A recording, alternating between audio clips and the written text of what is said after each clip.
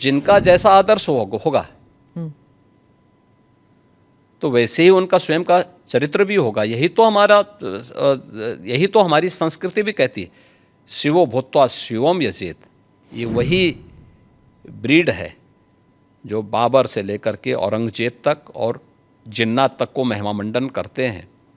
तो देश के प्रति इनके भाव क्या होंगे, भारत की विरासत के प्रति इनके भाव क्या होंगे, हम न्याय नहीं कर पा रहे हैं, अपने साथ भी, अपने समाज के साथ भी और अपने देश के साथ भी।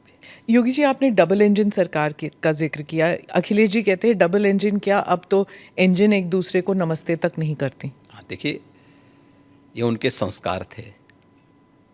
हमारे यहाँ हम विरासत को सम्मान दे करके अपनी वर्तमान लीडरशिप को भी सम्मान करते हैं और अपने पूर्वजों के प्रति भी सम्मान का भाव रखते हैं। लेकिन जिनके आदर्श औरंगजेब हों तो उनका आचरण भी उसी प्रकार का जरूर होगा, और लोगों ने देखा भी अपनी आंखों से। आप क्यों कहते हैं कि उनका औरंगजेब उनके लिए आदर्श हैं?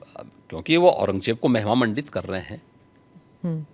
वे सब लोग उस कैटेगरी में खड़े हो चुके हैं। उनके नेताओं ने मुंबई से लेकर के लखनऊ तक, ये सभी लोग तो महिमामंडन करने वाले लोग हैं। तो जिनका जैसा आदर्श होगा तो वैसे ही उनका स्वयं का चरित्र भी होगा। यही तो हमारी संस्कृति भी कहती है, शिवो भूत्वा शिवम यजेत। तो जो जिसकी पूजा करेगा उस जैसा ही बनता है।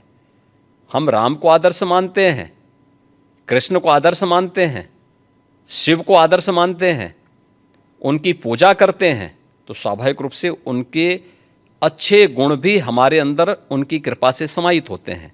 जो औरंगजेब को, बाबर को अपना आदर्श मानता होगा तो उन जैसे गुण भी उनके अंदर देखने को मिलेंगे, और ये आचरण लोगों ने अपनी आंखों से देखा भी है और आगे भी देखेंगे। वो कहते हैं आपको हिस्ट्री के बारे में कुछ पता नहीं है। राणा संगा के बारे में उन्होंने कहा कि वो थे जिन्होंने बाबर को न्योता दिया था। आप जानते नहीं हैं अपने विरासत के बारे में। हिस्ट्री ये लोग जानते हैं। हिस्ट्री यही लोग जानते हैं जो जिन्ना को महिमामंडित करते हैं। हमें याद है, इसी उत्तर प्रदेश में हम लोग लौह पुरुष सरदार वल्लभ भाई पटेल की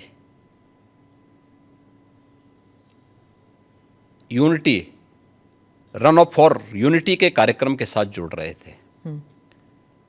हमने पूरे प्रदेशवासियों को इसके लिए आमंत्रित किया था। सरकार भी थी, भारतीय जनता पार्टी भी थी, सभी दलों को हमने आमंत्रित किया था। एक तरफ सरदार वल्लभ भाई पटेल जो भारत की एकता के आदर्श हैं, भारत की एकात्मता के शिल्पी हैं, हम उनके प्रति श्रद्धा का भाव व्यक्त कर रहे थे, और ये लोग जिन्ना को महिमामंडन कर रहे थे। तो ये वही कैटेगरी है, ये वही ब्रीड है जो बाबर से लेकर के औरंगजेब तक और जिन्ना तक को महिमामंडन करते हैं। तो देश के प्रति इनके भाव क्या होंगे, भारत की विरासत के प्रति इनके भाव क्या होंगे, भारत के महापुरुषों के प्रति क्या इनके भाव क्या होंगे, ये अंदाज़ा इसी से लगाया जा सकता है। और ये लोग अवसरवादी भी हैं, इनको पलटी मारने में कोई देर नहीं लगेगी। भाई आज कर रहे हैं तो कहीं वोट लेना होगा, तो उनके कुछ नेताओं ने बयान देने शुरू किए हैं कि अब जो लॉस हो रहा है और जो कटघरे में खड़े हुए हैं, ठीक है, तो उसके बारे में इन्होंने कहना शुरू कर दिया, नहीं साहब ये तो जो है उन्होंने गलत बोला है, और ये तो राष्ट्रीय महापुरुष थे, राष्ट्र नायक थे। राणा सांगा के इतिहास को अगर इन्होंने पढ़ा होता, वो महान योद्धा जिसके शरीर के घाव इस बात को बताते थे कि इन्होंने भारत की धर्म और संस्कृति को बचाने के लिए उस समय किस प्रकार के पराक्रम का परिचय दिया था।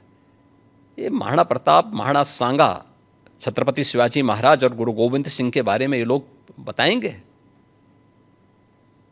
इतिहास के बारे में लोग क्या जानते हैं? जो औरंगजेब और बाबर की पूजा करते हों, जो जिन्ना को अपना आदर्श मानते हों, इन लोगों से इसकी उम्मीद नहीं की जा सकती है। और आप विधानसभा में आपका एक भाषण भी था, आपने कहा था कि अगर औरंगजेब का महिमा मंडल कर रहे हैं, वो जो नागपुर में जो कर रहे हैं, उनको यूपी आना चाहिए, हम उनका इलाज कर देंगे। इलाज कैसे करेंगे आप? देखिए, किसी भी बीमारी का उपचार कि अलग अलग केंद्र होते हैं, तो यूपी ऐसे लोगों को बहुत अच्छा उपचार देता है। उनकी जैसी डिमांड होगी उस प्रकार का उपचार दे देंगे।